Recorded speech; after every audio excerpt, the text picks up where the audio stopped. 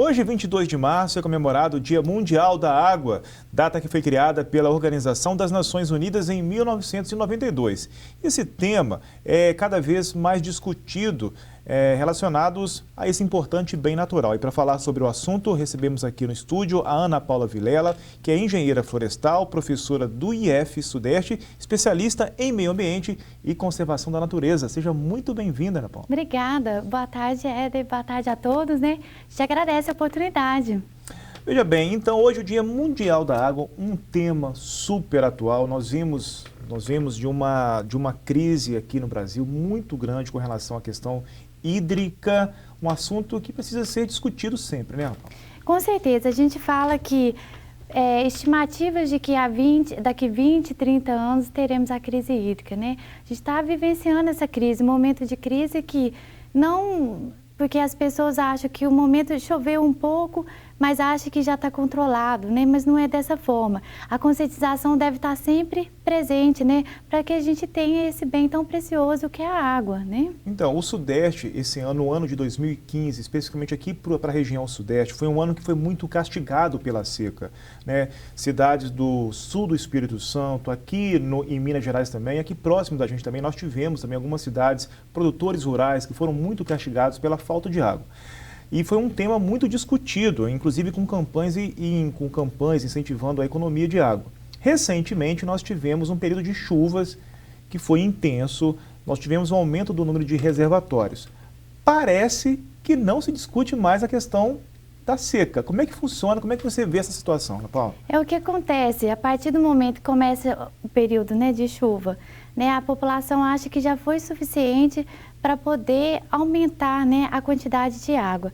Mas sabemos que para que a gente tenha abastecimento de água, tenha recarga do lençol freático, é importante de que esse processo, esse período chuvoso, né, seja uma frequência maior, né, e que não seja com tanta intensidade, porque a partir do momento que começou a chover muito, mas não foi com uma intensidade reduzida, não dá o tempo suficiente para que haja infiltração da água no solo e, consequentemente, a recarga do lençol freático para que a gente tenha a água nas nossas nascentes.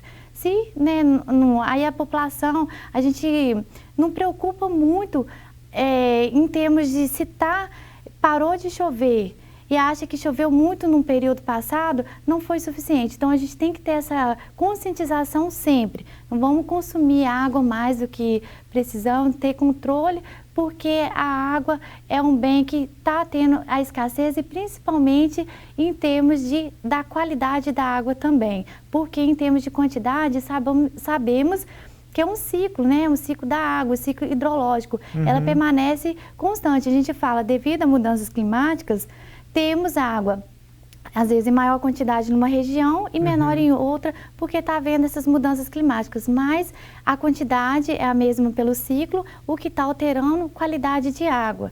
Então, a gente deve ter uma preocupação muito grande, principalmente porque que essa data foi tão importante, né? Escolhida pela ONU em 22 de março de 1992.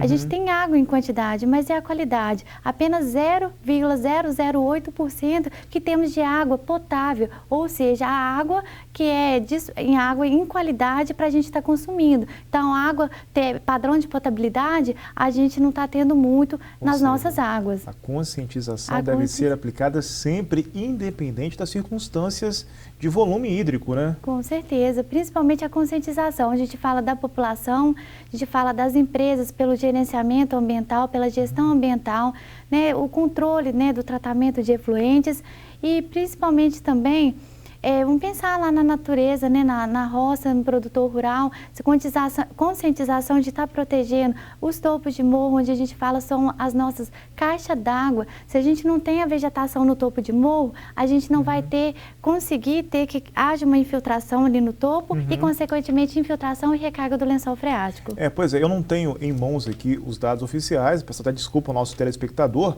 mas é mais do que comum que essa questão da economia de água se parte por diversos setores da sociedade, né? Tanto das empresas que fornecem água, as empresas privadas também e a população. É possível, é preciso aí uma conscientização geral, é isso que você percebe? Sim, sabemos que 70% a 80% da água ela é destinada ao setor da agricultura, ou seja, para a produção de alimentos, e sabemos que essa tendência é aumentar, porque devido ao aumento de população, consequentemente também aumento da produção. 20% para uso industrial e 10% para o consumo humano. Parte de todos nós, né, todos os setores, uma conscientização ao uso da água. Hoje, Dia Mundial da Água, temos uma série de atividades aqui na região. No próprio Instituto Federal aqui de Muriaé, teremos palestras, né? Fala pra gente sobre esse evento. Sim, eu deixo, né, o convite a toda a população, né, a comunidade, que venham participar com a gente hoje no IF Sudeste MG, né, Campus Muriaé, localizado na unidade na Barra, às 19 horas, onde teremos, em comemoração a esse dia tão importante, né, do Dia Mundial da Água, 2 palestras. A primeira palestra será realizada pelo Dr. Carlos Augusto Brasileiro, doutor em Recursos Ambientais e Recursos Agrícolas, abordando o tema do gerenciamento de recursos hídricos e a irrigação. A nossa segunda palestra terá o tema da palestrante Elisângela Fagundes, servidora do DENSUL, com o uso consciente da água. Convido a todos, serão muito bem-vindos à nossa unidade. E gratuito, né? Gratuito, né? São todos convidados. Muito obrigado pela sua participação aqui no JA, foi um prazer recebê-la. Eu que agradeço, obrigada a todos.